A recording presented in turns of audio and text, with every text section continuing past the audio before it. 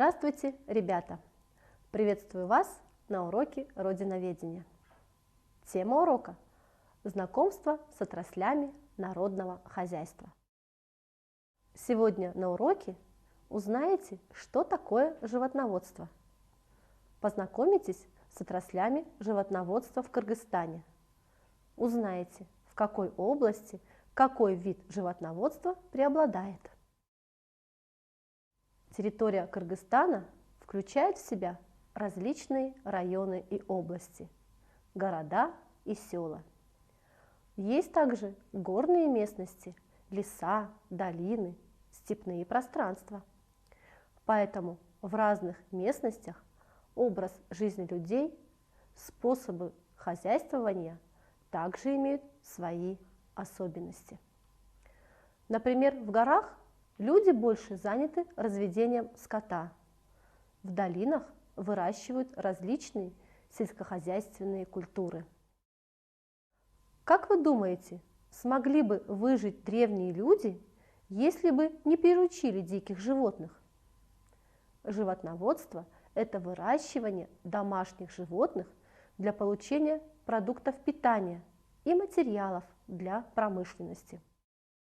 Среди домашних животных есть звери, птицы, рыбы и насекомые.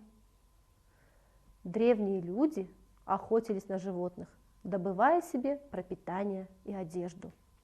Иногда удача отворачивалась от охотников, и люди голодали. Когда-то, в прошлом, все животные на земле были дикими, но с появлением скотоводства домашних животных становилось все больше. Чтобы у человека всегда были пища и одежда, стали приручать диких животных. В наше время мы получаем от них мясо, молоко, жир, шерсть, кожу. При переработке творог, сметану, сыр, колбасу. Мех, кожа и шерсть животных – это сырье. Из меха, шерсти и кожи делают одежду и обувь. Люди не просто одомашнивали животных, они и вывели множество новых пород. В настоящее время еще одной отраслью сельского хозяйства является животноводство. В Кыргызстане животноводство является одной из ведущих сельскохозяйственных отраслей, так как более половины населения республики проживает в сельской местности. Овцеводство – основное направление в животноводстве Кыргызстана. Овцы – мелкий рогатый скот. Овцы – домашние животные. Живет рядом с человеком уже около 3000 лет. Овца кормит человека, поет, одевает, обувает. Мясо овец вкусное и питательное. Из овечьего молока делают сыр, брынзу. Из овечьих шкур шьют теплые шубы, тулупы, шапки, воротники, а из кожи изготавливают обувь. Особо ценится овечья шерсть. Очень ценятся породы овец с тонкой шерстью, тонкорунные. Из них шерсти делают лучшие шерстяные ткани. Тонкорунных овец разводят на севере нашей республики. В Алайской долине разводят полугрубошерстных овец. Из их шерсти делают хорошие ковры, делают валенки, вяжут кофты, шапочки, рукавички, изготавливают ткани. У барана хорошо развиты рога, овцы безрогие или с небольшими рожками. Благодаря своеобразному строению головы они могут очень низко скусывать траву и полнее, чем другие животные, использовать пастбища. Хорошо переносят длительные переходы. Питаются травой, сеном, яровой соломой. Едят силос и концентраты. С ранней весны до поздней осени овец пасут на пастбищах. Овцы бывают белые, черные, рыжие, разного цвета. Стригут овец весной и осенью. Весит овца от 30 до 100 килограмм. Живут овцы от 14 до 25 лет. В хозяйстве их используют 6-8 лет. Большие отары овец пасутся на сыртах в других горных пастбищах. Зимой овец содержат в кошарах. В Чуйской и Таласской долинах разводят крупный рогатый скот. Это коровы и бычки. Природные условия Нарынской долины больше всего подходят для выращивания бычков. О том, что коров можно доить и получать чудесную пищу, молоко, люди узнали около 300 лет назад. Стадо коров и быков разводили только ради мяса и шкур. После стали впрягать сильных животных в плуг, перевозить на них грузы. Про корову говорят кормилица. Она дает молоко, а молоко – это масло, и сливки, и сметана, и простокваша, и творог.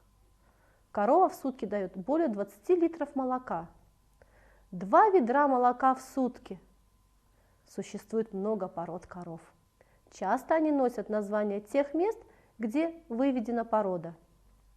Каждая из этих пород хороша для своих мест, для своих пастбищ, климата. Чтобы корова давала много молока, за ними нужно правильно ухаживать. И главное, хорошо их кормить. Много сил, труда, умения должен затратить животновод, чтобы добиться высоких удоев. Во всех высокогорных районах республики занимаются разведением яков. Яки очень ценные животные. Они дают шерсть, мясо, кожу и молоко, которое жирнее коровьего в 2 раза. Як пасется на скалистых и снежных пастбищах, недоступных для выпаса овец и лошадей. Своими сильными копытами он разгребает снег и добывает из-под него зеленую травку. Яки не боятся холодов и метелей. Разводят яков в высокогорных районах, свыше 3000 метров над уровнем моря. В республике много высокогорных пастбищ, где содержание других сельскохозяйственных животных невозможно или затруднено и экономически невыгодно. Такие территории удобны для выпаса яков, поскольку в условиях низкогорья с жарким климатом яки обитать не могут. Яков разводят в Атбашинском, Алайском, Аксуйском, Детёгуском, Тонском, Нарынском, Качкорском, Каракульджинском, Кадамжайском, Баткенском и других горных районах. Сейчас на территории республики более 40 тысяч голов яков. Они круглый год содержатся на пастбище и могут выдерживать температуру до плюс 10 градусов. Незаменимым помощником и надежным другом для кыргыза-кочевника всегда была лошадь. Современная техника во многих делах заменила лошадь, но не во всех. Как и раньше, лошадь по-прежнему нужна чабанам и пограничникам. В селе на лошадях подвозят на фермы и в кошары сено, овес, другие корма. Целебными свойствами славится кумыс – напиток, получаемый из кобыльего молока. В последнее время в курортных зонах республики открываются кумысолечебницы. Самой многочисленной является новокыргызская порода и местная улучшенная группа лошадей. Верховой тип новокыргызских лошадей в основном используется классических и национальных видах конного спорта.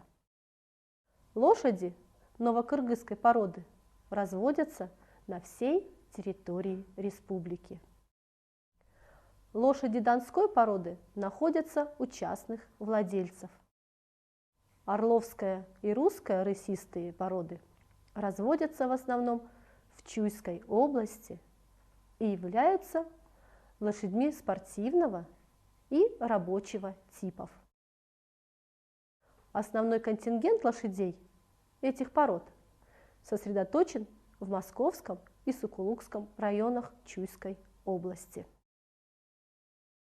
Птицеводство – это отрасль сельского хозяйства, занимающаяся разведением породных групп кур, уток, индюков, гусей. Основной продукт этого хозяйства – кыргызская порода кур. Это единственная мясо-яичная порода в среднеазиатском регионе. Порода хорошо приспособлена к местным условиям сухого, жаркого климата. Отлично адаптирована и разводится как в равнинных, так и высокогорных районах с континентальным климатом для яиц, мяса и пуха. Индюков, гусей и уток разводят в основном частные хозяйства. Рыболовство. Рыбное хозяйство – отрасль сельского хозяйства по разведению рыбы и проведению работ по улучшению их видов. Озеро Иссык-Куль является крупнейшим и основным рыбохозяйственным водоемом. Был построен специализированный Тонский рыборазводный завод, где ведутся работы по ее искусственному воспроизводству. В крупнейшем искусственном водоеме республики Тагдагульском водохранилище акклиматизированы иссык-кульская форель, карп, сазан, белый амур, сибирский осетр, белый и пестрый толстолобики. Труд животноводов нелегкий и очень важный. Летом и осенью заготавливают корма, скашивают кормовые травы и сушат их на сено.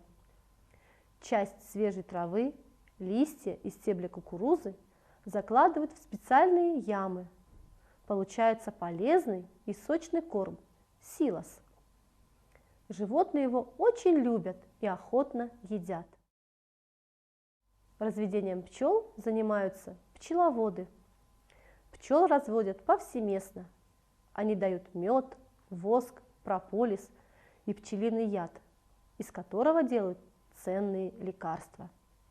Одно из своих стихотворений народный поэт Кыргызстана Токамбаев назвал «Пчела». Зацвели сады вокруг, будто иней выпал вдруг, и над яблоней пчела золотой совершает круг. Утро в каплях серебра, а уж ей лететь пора. Встрепенулась раньше всех солнце младшая сестра и гудит до темноты, клонит ласково цветы. Подведем итог урока. Как взаимосвязаны между собой растениеводство и животноводство? Что способствует развитию пчеловодства в Кыргызстане? Какие вы знаете профессии, связанные с разведением домашних животных? Какие отрасли животноводства развиты в нашем крае? Подберите дополнительный материал о домашних животных, которые вас заинтересовали. А я прощаюсь с вами. До свидания. До новых встреч.